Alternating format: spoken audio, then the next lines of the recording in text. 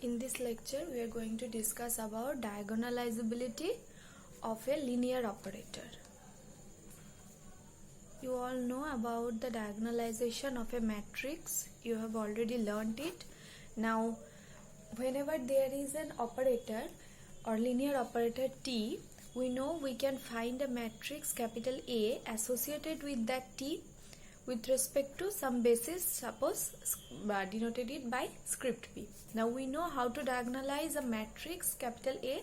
Now here in this chapter we have to know about few theorems and few results about the diagonalization of an operator. So before moving to this diagonalizability part, we need to know about the characteristic value and characteristic vector of an operator or linear operator T. Now we all know about the characteristic value of a matrix or characteristic vectors. What is characteristic value or eigenvalue of a matrix? Suppose A is an n by n matrix, then determinant of A minus xi equals 0. This called the characteristic equation, and the value of this and the root of this equation will give the eigenvalue or the characteristic value of that matrix. And for about characteristic vector, we know whenever it is satisfying the relation Ax equal to lambda x for some non-zero vector x, and with respect to this lambda, then we say that Ax is the characteristic vector with respect to the characteristic value lambda.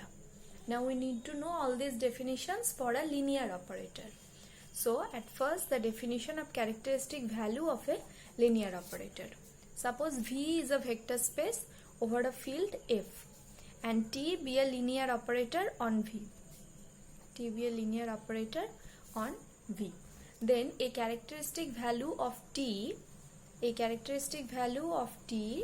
is a scalar C which belongs to F such that there exists a non-zero vector alpha in V such that T alpha equals C alpha.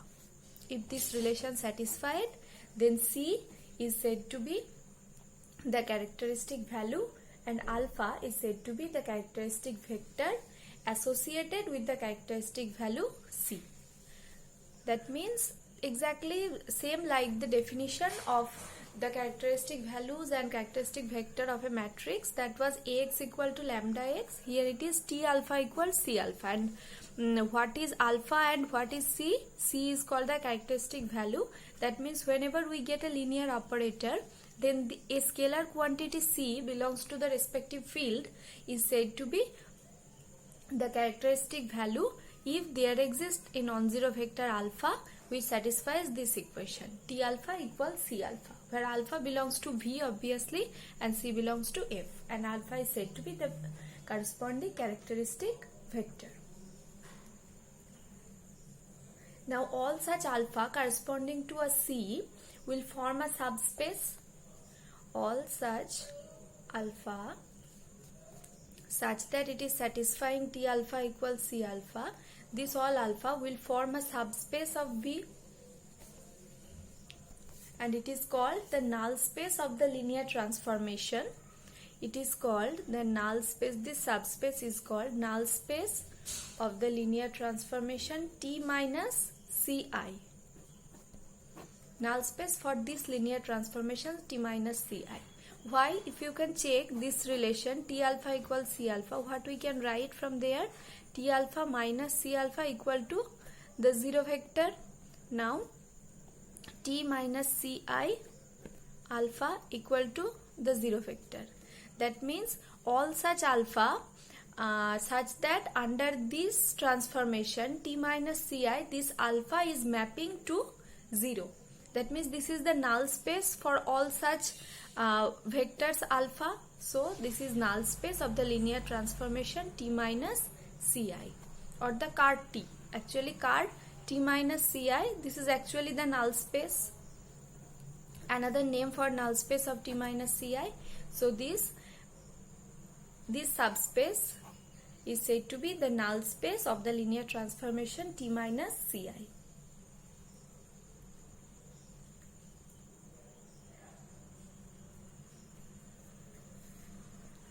Now here is a theorem which is rather a property. We all know about it because we have already learned about the characteristic value this chapter of matrix. So the theorem states that whenever T is a linear operator on a finite dimensional space V, and let C be a scalar, then the following conditions are equivalent. Number 1, C is a characteristic value of T. Number 2, the operator T minus Ci is singular. And number 3, date of T minus Ci equals to 0. These 3 following conditions are equivalent. That means whenever T is a characteristic value, then this quantity T minus Ci is singular and its determinant value obviously will be equal to 0. Now whenever C is a characteristic value, what we can write? That means according to the definition, there exists some non-zero alpha belongs to the space V such that it is satisfying the relation T alpha equals C alpha, right? That is T minus Ci alpha equals 0. That means alpha belongs to car T minus Ci. That is, this is singular and its determinant value will be equal to 0. Now whenever its determinant value is equal to 0, then after solving this you will get the value of C, which is called the characteristic value of the operator T.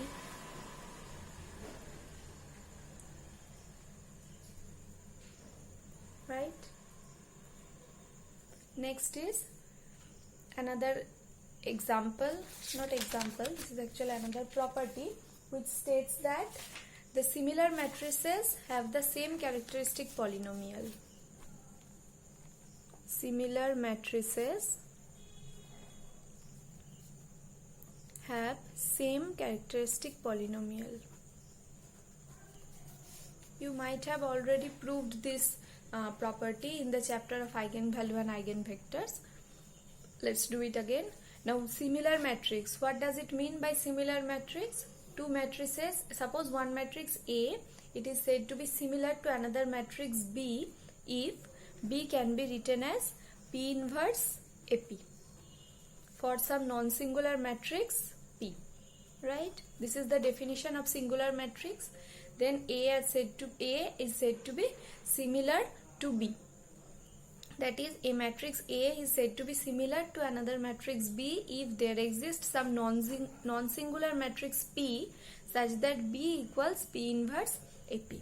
Now whenever A is similar to B, obviously B is similar to A, because from there we can also write as A equals some P inverse its whole inverse, then B P inverse, that is ultimately Q inverse BQ, which is obviously non-singular as P is non-singular. So whenever A is similar to B, B is obviously similar to A. Now we have to prove whenever we get two similar matrices, they will have same characteristic polynomial. So let's be A and B are similar and B can be written as like P inverse AP. Then starting with determinant of B minus Xi, that is date value of P inverse AP minus Xi. Now taking common from here, taking common P inverse, writing it as A minus Xi over P. We can write this because whenever you will open this bracket, it will become P inverse AP and this quantity will become AX, then P inverse into I into P. Now I means it is commutative, so we can write it as I P inverse. Now P inverse P becomes I, that is ultimately it will become Xi. So now this becomes date of this matrix into this matrix into this matrix. We can write it as date P inverse into date A minus Xi into date P. This becomes date of A minus Xi. Because date P inverse, date P, it will become date P P inverse. P P inverse means I, date I is equals to 1. So this will become determinant of a minus xi. Now this is the characteristic polynomial. So characteristic polynomial of b and a both are same. Both are same. That means for two similar matrices, characteristic polynomial or the characteristic values are same.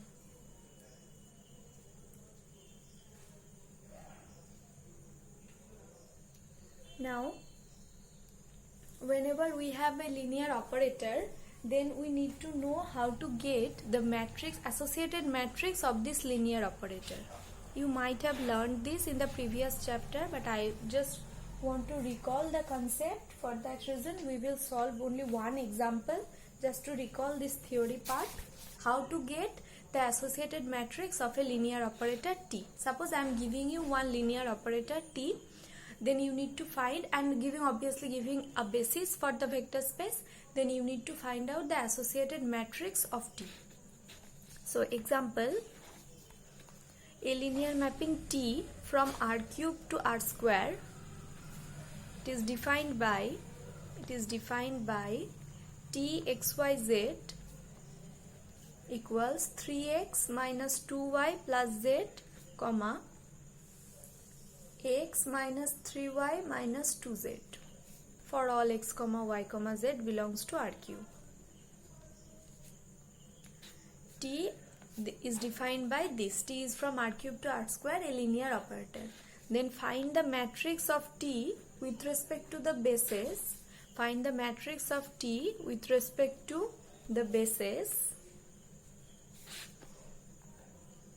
1 0 0, 0 1 0, 0 0 1 of R cube and 1 0, 0 1 of R square. If T from R cube to R square be a linear operator and it is defined like this, then you need to find out the associated matrix of T with respect to these two bases. This is the base for the domain space and this is the basis for the codomain space. We need to find it. Suppose naming it as script B and naming it as script B dashed. Then you need to find the matrix of T with respect to B and B dashed. What will be it? Okay. So how will we do that? How will we get the matrix? Now this quantity, this script B is a basis for the domain space of the mapping T, right? Then at first get this image T of 1 0 0, its image. Under this mapping T, what will be its image? If you put in T x y z, if you put 1 0 0, what will you get? You will get from here 3 and it is from 1, so the image will be 3 comma 1. Similarly, T of 0 1 0, what will be its image? It will be minus 2 comma minus 3. Next, T of 0 0 1, it will be 1 comma minus 2. Now these are all belongs to the codomain space because this is the image of some element of the domain set. That means codomain set means R square and we have a basis 1 0 0 1 script B dashed of, it is a basis of R square.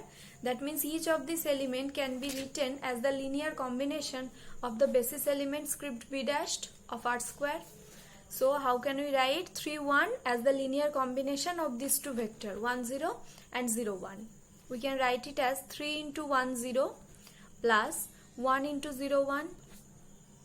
Next, we can write it minus 2 into 1 0 plus minus 3 into 0 1. And the next one as 1 into 1 0 plus minus 2 into 0 1. Right? Now consider these coefficients. These will form a matrix. This matrix is known as the associated matrix of T. So in the next line I am writing it as, just you need to put this in the column and take its transpose, or you can put it in the row also, then you will immediately get the matrix. So from here the associated matrix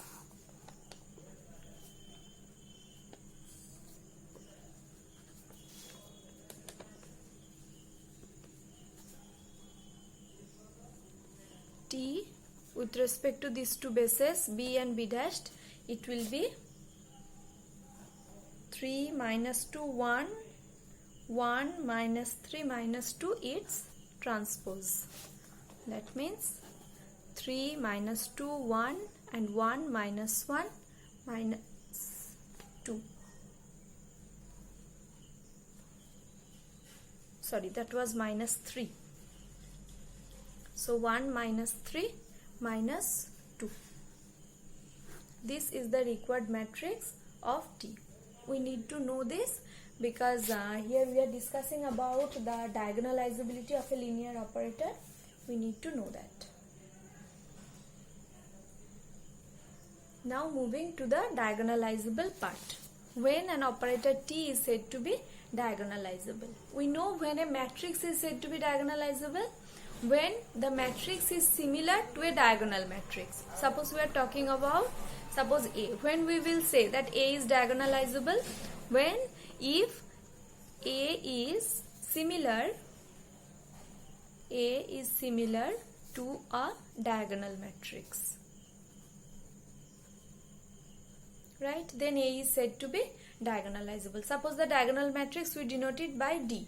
That means A is similar to D.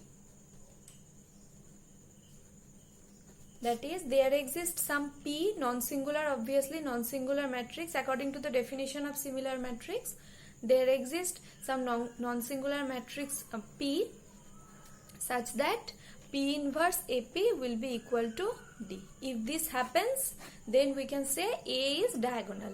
A is a diagonalizable matrix and it is similar to the diagonal matrix D.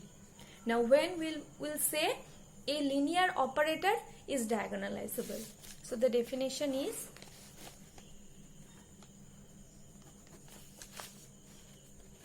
let T be a linear operator on a finite dimensional space V. V is a finite dimensional vector space and T is a linear operator defined on V. Then we say that T is diagonalizable. We say that T is diagonalizable if there exists a basis of V, each vector of V, each vector of which is a characteristic vector of T. So T is said to be diagonalizable if there exists a basis of V such that the each vector of that basis is a characteristic vector of T.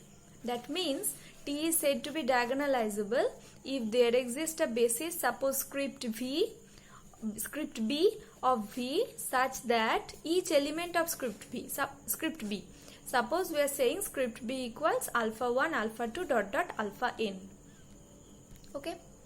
Then T is said to be diagonalizable if all of this alpha 1, alpha 2 dot dot alpha n, each of the elements alpha I is a characteristic vector of T. That means for each of this alpha I,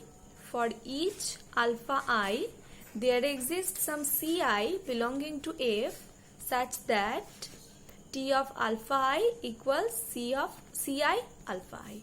If this relation happens for all alpha I, for each alpha I, that is whenever we will consider alpha 1 or alpha 2 dot dot up to alpha n, there exists some Ci such that it satisfying this relation.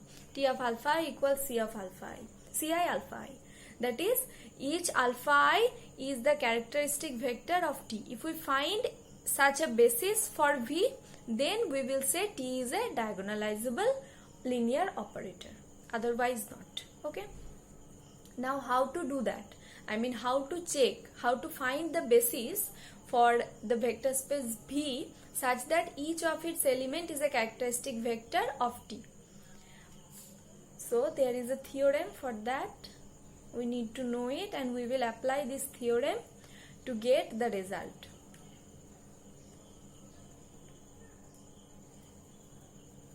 The theorem states that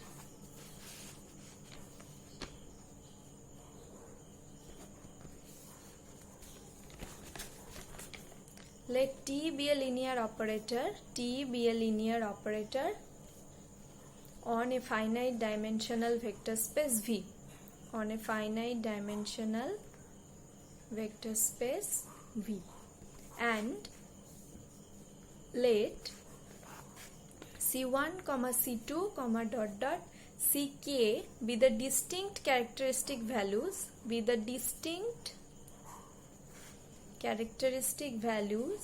of T, and let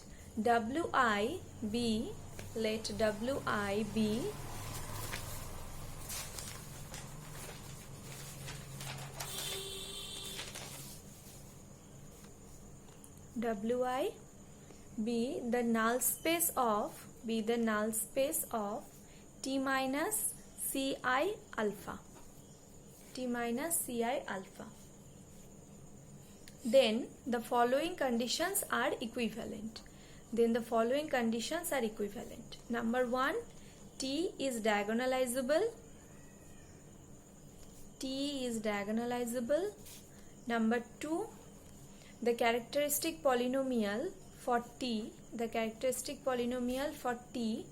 is f equals x minus c1 whole to the power d1, x minus c2 whole to the power d2 dot dot x minus ck whole to the power dk, and dimension of Wi equals di, I equals 1 to dot dot k. And number 3 is dimension of W1 plus dimension of W2 plus dot dot dimension of Wk equals dimension of V. Okay, that means these three conditions are equivalent. Whenever T is a linear operator on a finite dimensional space V and it has C1, C2 dot dot Ck are the distinct characteristic values of T, and Wi be the corresponding characteristic vector of that characteristic value C1, C2, Ck. Then number 1, T is diagonalizable.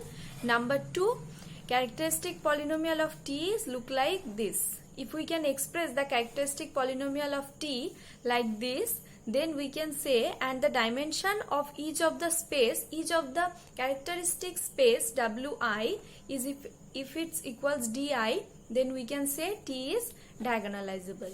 And moreover, the dimensions, sum of the dimensions of each of the characteristic space will be equal to the dimension of the given vector space V, if these three conditions are equivalent. Now I am giving you few examples. Then you need to check that the operator is diagonalizable or not. That means these conditions are satisfying by this operator or not.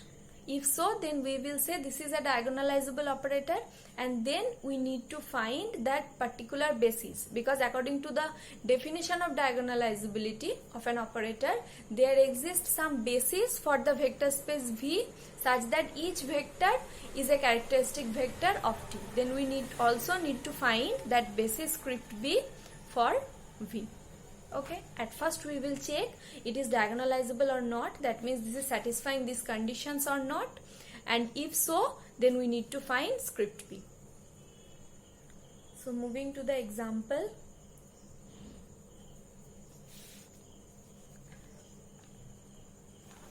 let T be a linear operator on R cube. Let T be a linear operator on R cube,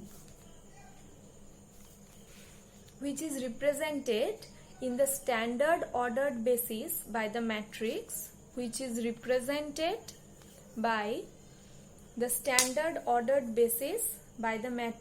capital A equals 5 minus 1 3 minus 6 4 minus 6 minus 6 2 minus 4. This one. Then check T is diagonalizable or not. T is diagonalizable or not.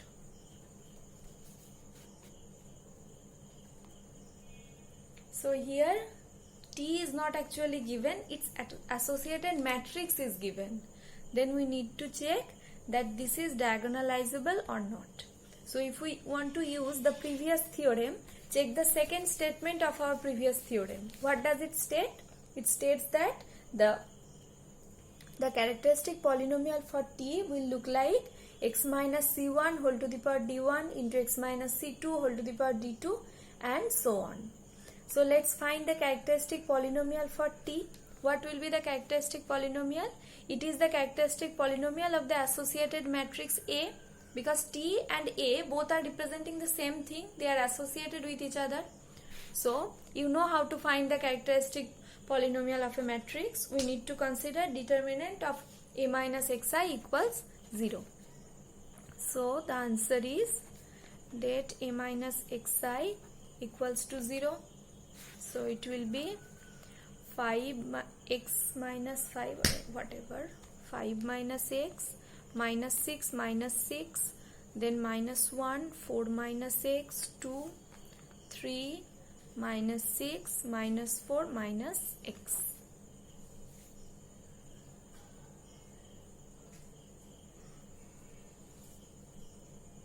Now check this quantity, this and this. Now if you want to find the determinant value and find the expand this determinant from this step, you will definitely get the value x, but it will be a little bit complicated, because whenever you take this one and consider its cofactor, then it will be a cubic polynomial. So you need to calculate a little bit more. So for that reason we are applying elementary row and column operations just to reduce it a little bit. So there is minus 6 and minus 6. So what we are doing, we are applying the operation C2 dashed equals C2 minus C3. Then this position will become 0. So in the next line we are writing 5 minus x minus 1, 3. Then this will become 0. This will become 2 minus x. And this will become minus 2 plus x. And this will remains the same.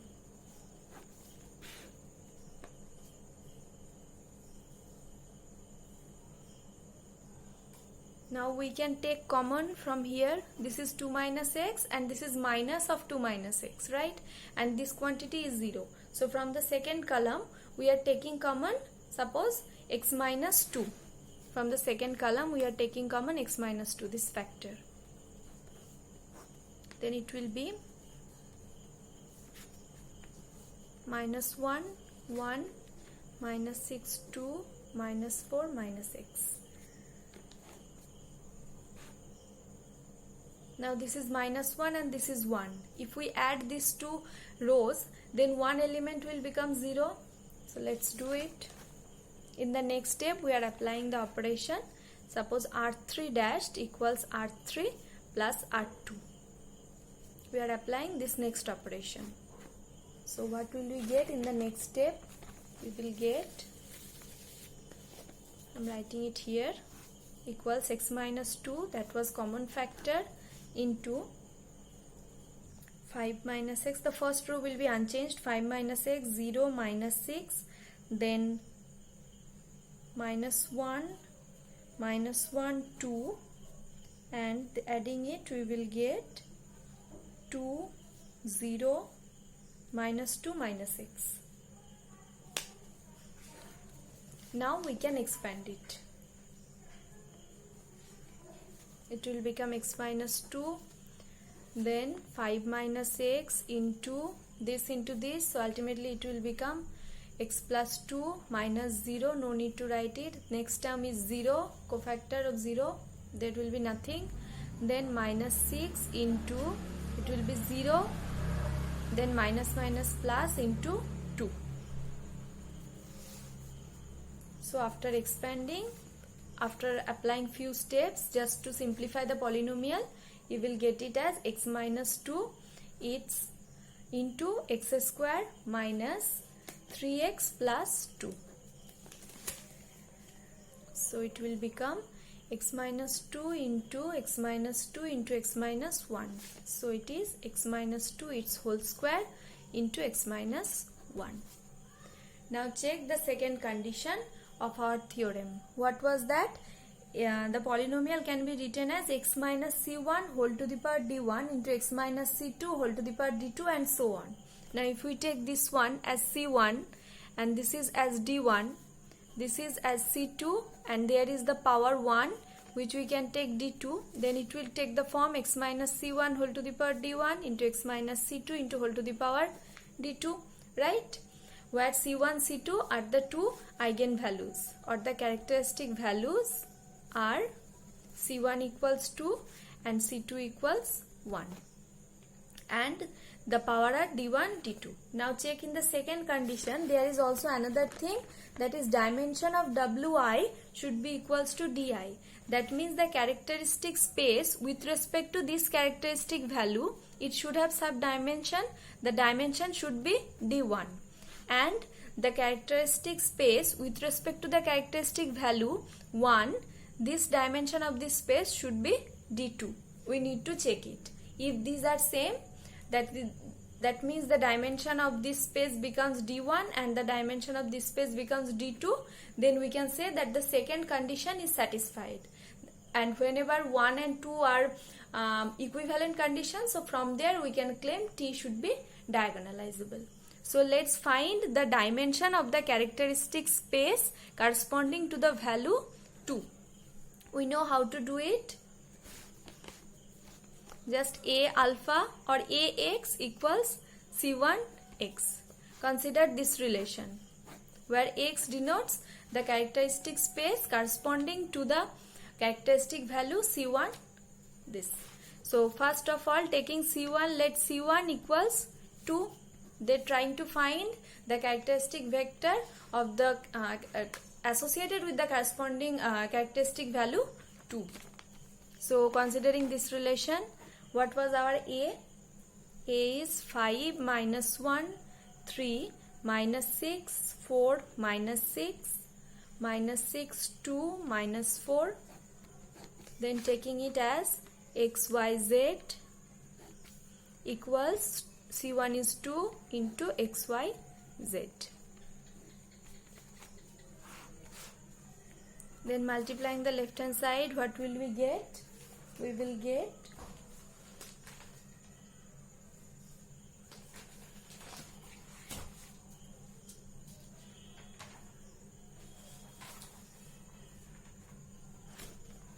5x minus 6y minus 6z equals 2x, and equating the both sides, then minus x plus 4y plus 2z equals 2y, then 3x minus 6y